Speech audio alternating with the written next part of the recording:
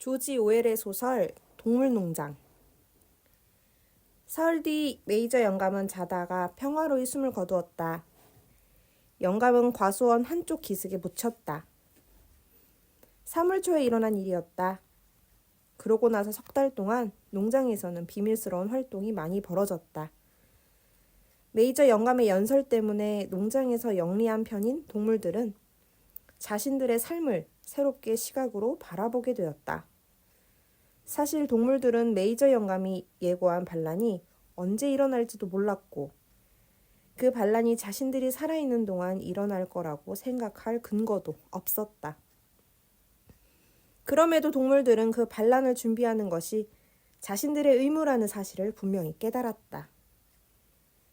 다른 동물들을 가르치고 조직하는 일은 당연히 동물들 가운데 가장 영리하다고 여겨지는 돼지들이 맡았다. 그 중에서도 존스가 나중에 팔아먹을 생각으로 키우고 있는 젊은 수돼지 스노우볼과 나폴레옹은 머리가 특별히 좋았다. 나폴레옹은 몸집이 크고 좀 사납게 생긴 그 농장에서 유일한 버크셔종 돼지였다. 그는 훌륭한 웅변가는 아니었지만 자신의 뜻을 끝까지 밀고 나가 결국 이루어내기로 유명했다. 스노우볼은 나폴레옹보다 활달하고 말솜씨도 좋고 더 창의적이었지만 나폴레옹만큼 생각이 깊지는 못했다. 농장의 다른 수돼지들은 모두 식용돼지들이었다. 그 중에서도 가장 유명한 돼지는 몸집이 작고 통통한 스퀼러였다. 스퀼러는 볼이 토실토실하고 눈이 반짝반짝 빛나고 동작이 재빨랐으며 목소리가 날카로웠다. 또한 스퀼러는 뛰어난 웅변가로 뭔가 어려운 문제를 놓고 토론할 때면 이쪽 저쪽으로 가볍게 뛰어다니며 꼬리를 휘두르는 습관이 있었다. 이러한 몸짓은 묘하게도 동물들을 설득시키는 데에 큰 효과가 있었다. 농장 동물들은 스퀼러라면 워낙 설득력이 있어 검은색도 흰색으로 바꿀 수 있을 거라고 말하곤 했다. 이 세 마리의 돼지들은 메이저 영감의 가르침을 하나의 완전한 사상체계로 만든 다음 동물주의라는 이름을 붙였다. 그들은 존스가 잠들면 일주일에도 몇 번씩이나 헛간에서 비밀 모임을 소집해 다른 동물들에게 동물주의의 기본 이념을 설명해 주었다. 처음에는 농장 동물들의 멍청한 반응과 쌀쌀맞은 태도에 부딪히기 일쑤였다. 심지어 존스를 주인님이라고 부르거나 존스 씨는 우리에게 먹을 것을 주고 있어. 존스 씨가 없으면 우린 굶어 죽을 거야. 라고 말하는 등 미숙함을 드러내며 자기들은 존스에게 충성을 다할 의무가 있다고 주장하는 동물들도 있었다. 또 우린 죽으면 그만인데 왜 그 뒷일을 신경을 써야 하지? 라고 하거나 아니 어차피 일어나게 될 반란이라면 가만히 있어도 일어날 텐데 왜 굳이 우리가 노력을 해야 하지?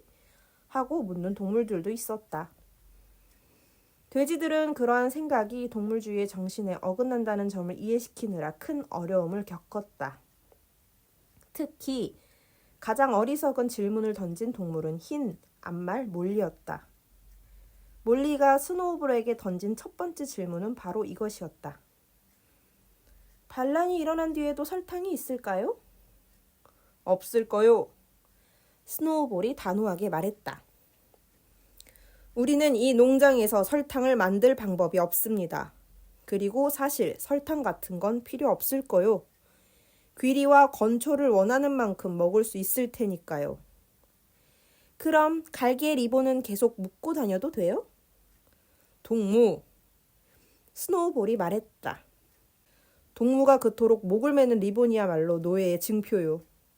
자유가 그깟 리본보다 훨씬 가치 있다는 걸 모르겠어요? 몰리는 그 말이 맞다고 했지만 정말로 그렇게 생각하는 것 같지는 않았다. 동물들의 무지보다 돼지들을 더 힘들게 한 것은 사람에게 길들여진 까마귀 모지스가 퍼뜨리고 다니는 헛소문과의 싸움이었다. 존스의 특별한 애완동물인 모지스는 스파이에 고자질쟁이요 동시에 영리한 달변가였다. 모지스는 동물들이 죽으면 얼음사탕산이라는 곳에 가게 되는데 자기는 그런 곳이 있다는 사실을 확실히 안다고 떠들고 다녔다. 그 산은 구름을 뚫고 조금 더 올라가다 보면 하늘 어딘가에 있는 일주일이 모두 일요일이고 1년 내내 계절과 상관없이 토끼풀이 자라며 산 울타리에는 각설탕과 아마박이 주렁주렁 열려 있다고 했다. 동물들은 하는 일 없이 수다만 떠는 모지스를 싫어했지만 어떤 동물들은 얼음사탕산의 존재를 믿기도 했다. 돼지들은 그런 곳이 없다는 것을 동물들에게 납득시키느라 엄청 애를 먹었다. 돼지들의 가르침을 따르는 가장 충실한 제자는 마차를 끄는 복서와 클로버였다. 복서와 클로버는 스스로 뭔가를 생각하는 것은 몹시 힘들어했다. 하지만 돼지들을 스승으로 삼은 뒤로는 그들이 하는 말을 모두 받아들인 뒤 자기들이 이해한 것을 단순한 논리로 다른 동물들에게 전달했다. 그 두 말은 헛간에서 열리는 비밀 모임에 단 한 번도 빠지지 않았고 모임을 마칠 때마다 부르는 영국의 동물들도 우렁찬 목소리로 선창했다. 이미 밝혀진 것처럼 반란은 예상보다 훨씬 빨리 그리고 훨씬 간단하게 이루어졌다. 오랫동안 존스는 동물들에게는 비록 난폭한 주인이었지만 아주 능력 있는 농장주였다. 그러나 얼마 전부터 그에게 불운이 찾아왔다. 그러다 소송에 휘말려 돈까지 잃자 크게 낙심해 술을 지나치게 마셔대기 시작했다. 심지어 어떤 때는 몇 날 며칠을 부엌 나무 의자에 앉아 신문이나 뒤적이며 모지스에게 맥주에 적신 빵 껍질이나 먹이면서 술판을 벌였다. 존스 밑에서 일하는 일꾼들은 게으르고 정직하지 못했다. 결국 들판은 잡초로 무성해지고 헛간들과 축사들은 지붕에 구멍이 뚫려 비가 새고 깔끔하게 손질되어 있던 산 울타리도 엉망진창으로 변했다. 그리고 무엇보다도 동물들은 먹이를 제대로 받아 먹지 못하게 되었다. 목초를 베어야 하는 6월이 되었다. 그의 세례 요한 축일은 마침 일요일이었다. 존스는 토요일부터 웰링던으로 가서 레드라이언 술집에서 술을 퍼 마시기 시작했다. 술을 어찌나 많이 마셨던지 일요일 한낮까지는 농장으로 돌아오지도 못했다.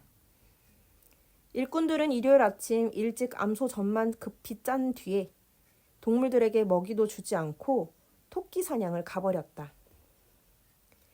집에 돌아온 존스는 곧장 거실 소파로가 세계뉴스라는 신문을 얼굴에 덮은 채 골아 떨어졌다. 결국 동물들은 저녁 때까지 아무것도 먹지 못하고 배를 골아야 했다. 동물들은 더 이상 참을 수가 없었다. 소 한 마리가 뿔로 곡식 창고 문을 부수고 들어가자 다른 동물들도 따라 들어가 곡식통에 머리를 쳐박고 미친 듯이 배를 채우기 시작했다. 존스가 잠에서 깬 것은 바로 그때였다. 존스와 일꾼 4명은 눈 깜짝할 사이에 곡식 창고로 가서 손에 든 책찍을 닥치는 대로 휘둘렀다. 굶주린 동물들은 더 이상 참을 수가 없었다. 그렇게 하자고 미리 계획도 짜지도 않았건만 동물들은 일제히 자신들의 박히자에게 달려들었다. 존스와 일꾼들은 사방에서 뿔에 받치고 발굽에 차였다. 상황은 걷잡을 수 없을 만큼 심각해졌다. 존스와 일꾼들은 동물들이 그런 식으로 남동 부리는 것을 한 번도 본 적이 없었다. 그동안 자기들 마음대로 때리고 학대했던 동물들이 갑작스레 반항하자 그들은 혼이 쏙 빠질 정도로 겁을 집어먹었다. 존스와 일꾼들은 자신들을 방어하려는 노력을 포기하고 곧 주랭랑을 치기 시작했다. 1분 뒤 5명의 인간들은 큰 길로 나가는 마찻길을 따라 허겁지겁 도망쳤고 동물들은 승리의 환호성을 지르며 그 뒤를 쫓았다. 침실 방문에서 이 모든 광경을 내다보고 있던 존스 부인은 무슨 일이 벌어졌는지 금세 알아차렸다. 그래서 여행용 손가방에 중요한 소지품 몇 가지만 급하게 챙겨 남편과는 다른 쪽 길로 농장을 빠져나왔다. 모지스가 횃대를 박차고 날아오르더니 큰 소리로 까악 울면서 존스 부인을 따라갔다. 동물들은 존스와 일꾼들을 길로 쫓아낸 뒤 빗장이 5개나 달린 대문을 쾅 닫아버렸다. 방금 벌어진 일이 어떤 의미인지 동물들이 미처 깨닫기도 전에 발라는 그렇게 성공을 거두었다. 존스는 쫓겨났고 장원 농장은 이제 동물들의 차지였다. 처음 얼마 동안 동물들은 자신의 행운을 믿을 수가 없었다. 동물들은 가장 먼저 인간들이 그 어느 구석에도 숨어있지 않다는 것을 확인하려는 듯 떼지어 농장 안을 뛰어다녔다. 그런 다음 존스의 증오스럽기 짝이 없는 집의 흔적을 지우기 위해 다시 축사로 돌아왔다.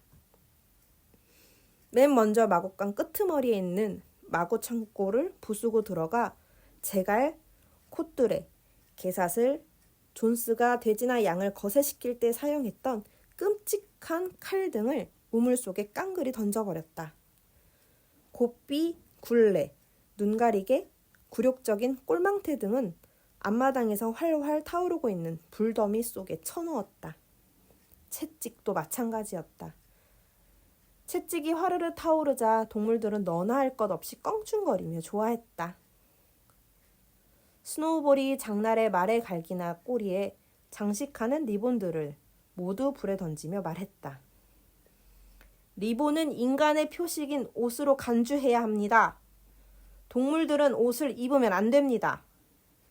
그 말을 들은 목선은 여름에 파리들이 귀로 들어가는 것을 막기 위해 쓰는 작은 밀짚 모자를 가져와 다른 물건들과 함께 불 속에 쳐넣었다. 얼마 안 가 동물들은 존스를 생각나게 하는 물건들을 모두 없애버렸다. 그 일이 끝나자 나폴레옹은 동물들을 다시 곡식 창고로 데려가 지금까지 먹던 양보다 2배나 많은 양의 옥수수를 골고루 나누어 주었다. 개들도 개 비스킷을 2개씩 받았다. 그러고는 다 같이 입을 모아 영국의 동물들을 처음부터 끝까지 무려 7번씩이나 이어 부른 뒤 각자의 잠자리로 돌아가 지금껏 맛보지 못한 단잠에 깊이 빠져들었다. 그러나 동물들은 언제나처럼 새벽이 되자마자 눈을 떴다. 그러자 전날 일어난 위대한 사건이 갑자기 떠올랐다. 동물들은 목초지로 우르르 달려나갔다. 목초지 조금 아래쪽에 농장 대부분이 한눈에 들어오는 야트막한 언덕이 있었다. 동물들은 그 언덕 위로 달려올라가 눈부신 아침 햇살을 받으며 사방을 둘러보았다. 그렇다. 이제 이 모든 것은 자기들의 것이었다. 눈에 보이는 모든 것이. 동물들은 흥분한 나머지 이리저리 뛰어다니고 허공으로 껑충껑충 뛰어오르며 법석을 떨기 시작했다. 아침 이슬에 뒹굴어보고 싱싱한 여름풀을 한입 가득 뜯어먹어보고 검은 흙덩이를 파헤쳐 그윽한 흙냄새를 맡아보기도 했다. 그러고 나서 동물들은 경작지, 목초지, 과수원, 연못, 작은 숲 등 농장을 구석구석 둘러보며 말없이 경탄에 맞이 않았다. 그 모든 것이 다 처음 보는 곳들 같았다. 이것들이 모두 자기들의 것이라니 도무지 믿기지가 않았다. 농장 구경을 끝낸 동물들은 축사 쪽으로 돌아가다가 존스가 살던 집 문 앞에서 말없이 발길을 멈추었다. 이제는 그 본체까지도 자기들의 것이었다. 그러나 왠지 들어가기 두려웠다. 잠시 뒤 스노우볼과 나폴레옹이 마침내 어깨로 문을 밀어 젖혔다. 그러자 다른 동물들도 모두 한 줄로 서서 따라 들어왔다. 동물들은 집 안의 물건들을 깨뜨리지 않으려고 각별한 주의를 기울이며 발끝으로 걸어 이 방, 저 방을 둘러보았다. 그들은 감히 큰 소리를 내기도 겁이 나 조용히 소곤거리면서 자신들의 깃털로 만든 매트리스가 깔린 침대, 큰 거울, 말총으로 만든 소파, 브뤼스에산 양탄자, 거실 벽난로 위에 걸린 빅토리아 여왕의 석판화 등 믿을 수 없는 호사로움을 일종의 경외심마저 느끼며 구경했다. 얼마 뒤 계단을 막 내려오는 참이었다. 몰리가 보이지 않았다. 동물들이 왔던 길을 되돌아가 보니 그 집에서 가장 잘 꾸며진 침실에 몰리가 서 있었다. 몰리는 존스 부인의 화장대에서 집어든 파란색 리본을 앞가슴에 걸친 채 거울에 비친 자신의 모습을 보며 바보처럼 황홀해하고 있었다. 동물들은 몰리를 심하게 나무란 뒤 몰리를 데리고 다 같이 방에서 나왔다. 부엌에 매달려 있는 햄들은 밖으로 옮겨져 땅에 묻히고 부엌에 있던 맥주통은 복서의 발굽에 차여 부서졌다. 그러나 나머지 물건들은 손끝 하나 대지 않고 고스란히 남겨놓았다. 동물들은 그 자리에서 존스의 집을 박물관으로 보존하자고 만장일치로 결정했다. 그리고 어떤 동물도 그곳에서 살지 않기로 합의했다. 아침 식사를 마치자 스노우볼과 나폴레옹이 동물들을 다시 불러 모았다. 스노우볼이 말했다. 동무들, 이제 겨우 6시 반밖에 되지 않았습니다. 아직 하루가 고스란히 남아 있습니다. 오늘부터 목초를 거둬드립시다. 하지만 먼저 해야 할 일이 있습니다. 돼지들은 쓰레기 더미에서 존스의 아이들이 쓰다가 버린 낡은 철자법 책을 찾아내 지난 3달 동안 쓰고 읽는 법을 스스로 익혔다고 털어놓았다. 나폴레옹은 검은색과 흰색 페인트를 가져오게 한 뒤 동물들을 데리고 빗장이 5개나 달린 대문으로 앞장서서 걸어갔다. 스노우볼이 발굽 사이에 붓을 끼고 문 맨 꼭대기 현판에 적혀있는 장원농장이라는 글씨를 동물농장이라고 고쳤었다. 동물농장이 이제부터 그곳의 새 이름이었던 것이다. 그 일이 끝나자 동물들은 다시 축사로 돌아왔다. 스노우볼과 나폴레옹은 사다리를 가져오게 한 뒤 그것을 큰 헛간 한쪽 벽에 세워놓게 했다. 그러면서 지난 3달 동안 연구한 끝에 돼지들이 동물주의의 기본 원칙을 7계명으로 간추리는 데 성공했다고 설명했다. 이 7계명을 이제 헛간벽에 적을 텐데 이 7가지 규범은 동물농장의 모든 동물들이 앞으로 영원히 지켜야 할 절대 바뀔 수 없는 법률이라고 말했다. 스노우볼은 조금 힘겹게 사다리를 기어 올라가더니 글을 쓰기 시작했다. 스킬러는 몇 칸 아래에서 페인트통을 들고 있었다. 7계명은 시커먼 타르칠이 되어 있는 벽에 눈부신 흰 글씨로 큼직큼직하게 쓰인 덕분에 30m쯤 떨어진 곳에서도 쉽게 읽을 수 있었다. 7계명 내용은 이랬다. 7계명. 첫 번째, 2발로 걷는 자들은 모두 적이다. 두 번째, 4발로 걷거나 날개가 있는 자들은 모두 친구다. 세 번째, 어떤 동물도 옷을 입으면 안 된다. 네 번째, 어떤 동물도 침대에서 자면 안 된다. 5번째, 어떤 동물도 술을 마시면 안 된다. 6번째, 어떤 동물도 다른 동물을 죽이면 안 된다. 7번째, 모든 동물은 평등하다. 정말 깔끔하게 잘 쓴 글씨였다. 친구를 친구라고 쓴 것과 디귿들 가운데 하나를 좌우가 뒤집히게 쓴 것 말고는 철자도 모두 정확했다. 스노우볼이 동물들의 이해를 돕기 위해 7계명을 큰 소리로 읽어주자 다들 고개를 끄덕이며 전적으로 동의했다. 똑똑한 편인 동물들은 그 자리에서 7계명을 외우기 시작했다. 스노우볼이 붓을 내던지며 외쳤다. 자, 동무들, 이제 목초지로 갑시다. 우리의 명예를 걸고 존스와 그 일꾼들보다 풀을 더 빨리 베도록 합시다. 그 순간 아까부터 몹시 고통스러워 보이던 암소 3마리가 큰 소리로 울기 시작했다. 벌써 24시간째 젖을 짜주지 않아 젖통이 터질 듯 부풀어 있었던 것이다. 돼지들은 잠시 고민하다 양동이를 가져오게 한 뒤 젖을 짜주었다. 꽤 성공적이었다. 돼지들의 발굽은 젖을 짜는데 안성맞춤이었다. 크림 같은 우유가 거품을 일구며 순식간에 5 양동이를 채웠다. 모든 동물들이 호기심 어린 눈길로 우유를 바라보았다. 누군가의 목소리가 들렸다. 이 많은 우유로 뭘 하지? 암탉 한 마리가 말했다. 존스가 우리 모이에 가끔씩 우유를 섞어줄 때가 있었어. 자, 동무들.